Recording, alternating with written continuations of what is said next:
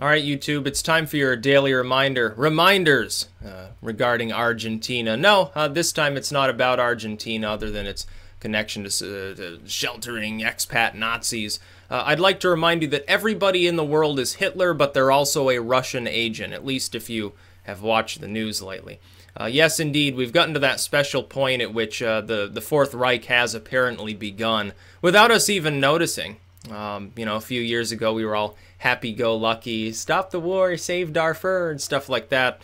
Now, of course, we're living in not Germany, but Nazi America, I suppose. Strangely, though, this time around, the Nazis and Russians were either fighting on the same side or are exactly the same people, because that's what I keep hearing from Maddow and all of these others.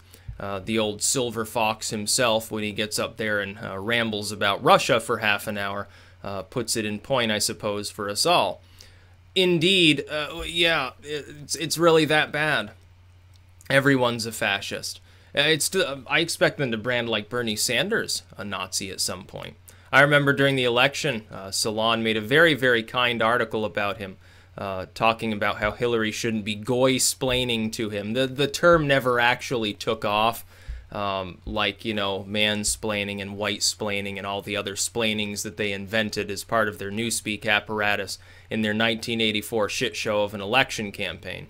But at the same time, that one sort of fell through, which was good, but at the same time, even Bernie himself is not immune to being called Adolf Hitler, of course. Of course, because he's a Jew, he probably has Germanic blood as well somewhere along the line. I remember when Hillary Clinton made cryptic remarks about Trump's last name being German, as though that somehow mattered. And I thought it was funny. I was watching a couple of minutes of Stephen Colbert's crap a few nights ago. Actually, I think it was last night. Not by choice. I just happened to be by the TV for other reasons at the time. And he's like, oh, we have a staffer here, and was questioning her about whether she was Russian. And, of course, she was in the, Soviet getup and speaking in a heavy Russian accent and so forth. I thought to myself then, as I was watching this, now, if Russia is a different culture from ours, different sort of ethnic subclad from ours, generally speaking, certainly has a different culture in general, different religious makeup and so forth. Wouldn't that be considered a form of bigotry? And then I thought to myself, oh, that's right, the Russians are white, so naturally it doesn't matter to these people. Can you imagine if somebody was talking about infiltration by, African espionage agents? Oh, black nationalists have infiltrated the government, Trump's in bed with them or something. And they dragged somebody up on there who was dressed as Louis Farrakhan or something like that, and started speaking heavy Ebonics and getting questioned by this so-called comedian who also masquerades as a so-called newsman in some sort of perversion of the corporate media, which he is indeed part of. It's sort of the overlapping of corporate infotainment, so to speak. I thought if they did that and he started talking about how his name was Malcolm Xavier Muhammad Rex or something like that, but that he was a pure-blooded American. They had him dress up. He had him hold a Zulu spear or something like that. Do you think that that would have been considered acceptable by the same people that had no problem with this other little skit? I think there's a little bit of a problem here. I think, I don't personally believe in political correctness, so I'm not getting offended that they're joking about Russians. But why is it that certain groups they can joke about, but other groups they can't? The Russians make good fodder, I guess, right now. But what if they made jokes about communism? What if some right-wing show was on and they started bringing people up and making Marx jokes and having the stereotypical fat, neck-bearded, fedora-wearing, self-proclaimed Starbucks swilling commie, and started making jokes about that and about, all of the spin-off political movements that they generally support? Do you think that people would have been a little bit offended? The people that would have no problem with this skit, I mean. I think they would. I think they'd be very offended. Karl Marx was a feminist, sitting there munching on a chocolate pop or something like that. Yeah, we need more, trans helicopter rights or something like that. Yeah, I think it'd offend these people. And that's the point. They don't seem to realize that the material is fundamentally similar to something that would be utterly taboo if it were a different ethnicity or racial group that they were talking about, or a different nationality or religious group or something like that. And we've all morphed into, at this point, I guess, Hitler. The Russians are all Nazis, we know that. Some Europeans, at least a large minority of them, appear to be Nazis. Because I keep hearing, well, Farage is a Nazi, so, all of the UKIP people are Nazis, so there's millions of people in Britain, along with BNP, which is sort of a blip on the radar at this point. Front National, Le Pen is a Nazi, so her several tens of millions of fans, they're Nazis too. Hofer was a Nazi, along with Wilders, so all of their supporters are Nazis. The Swedish Democrats, I believe it is, they're Nazis. There are a lot of Nazis in this world. There are a hell of a lot of Nazis around us. And they're also Russian espionage agents. We should be really careful. They're fusing the two most butcherous periods of time, sort of, Hitler and World War II, but then like Stalinism and Maoism. They're all getting fused together in one totally anti-human clump at this point. It's like every stereotype they can wing at people. Used to be like, if you didn't agree with somebody, say, oh, you're like Hitler or something, like Bush's Hitler, Obama's Hitler, Teddy Roosevelt's Hitler or something like that. I know he comes before Hitler, but you understand what I mean. And there were times also in our past where you'd say, oh, well, are you a fucking pinko commie or something like that, like in the 50s or 60s. Oh, you have weird views. You're a liberal, so that makes you kind of a commie or something. Or I see you reading the Marxist manifesto. You must be a commie, something like that. Oh, you want gay people to be treated equally? Fucking commie. Do you think women should be treated equally to men? Commie. You're against segregation? Oh, commies. Commies all the way down. Then you get into like McCarthyism and stuff. But now they're the same thing, oddly enough. And it's not the right wing saying it. It's not like they're saying, oh, well, these people that are anti-war, they would support Hitler, Sieg Heil, Sieg Heil.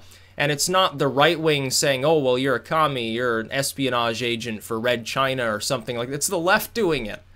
It's the friggin' left. The same left that half a decade ago was constantly posting RT articles to talk about how bad Iraq was. That was talking about how our foreign policy being interventionist was a terrible thing. We shouldn't be warmongering. We were responsible for all of the ills in the world, and so forth. Now wants to label all of these other groups that it imagines are attacking us as a bunch of communist Nazis, as a bunch of Russian, German, communo-Nazi fascists. And this makes sense to them.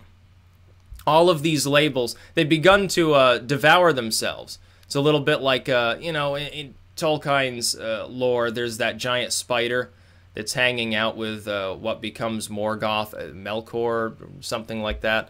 And it gets so hot, it is eating everything in its path, and finally it tries to attack him, gets beaten off by like Balrogs, then it eats itself.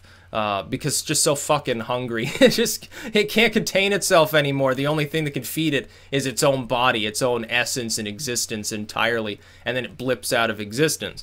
It's sort of like that. The left has begun to drown in the epithets that it throws at everybody. The politically correct sort of social justice warriors have made the biggest blunder possibly in political history as far as the modern world, probably not just within the United States.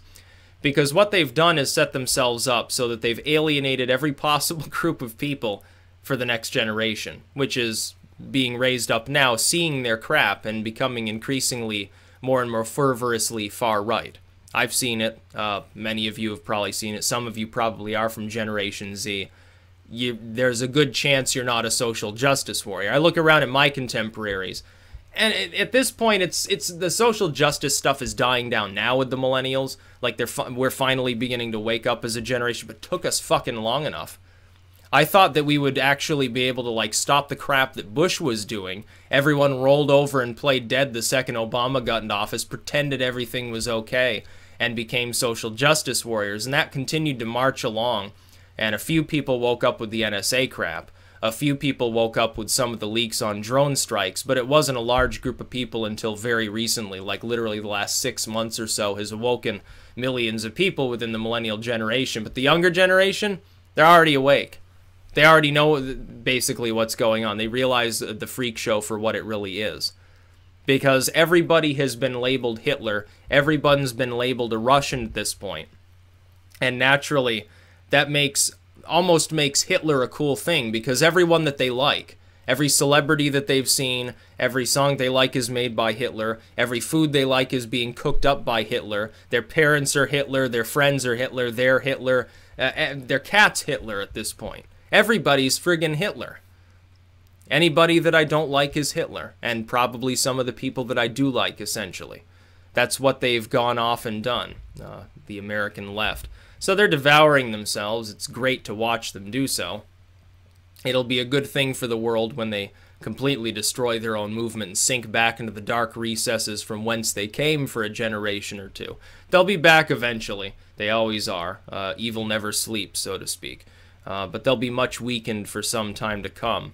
Partially because they attempted to use the corporate media apparatus, dumb and boring as it is, on an increasingly disconnected generation that really doesn't like that sort of material. So good on them for destroying their own cause. Obama helped. Hillary Clinton helped. Yeah, it really helped.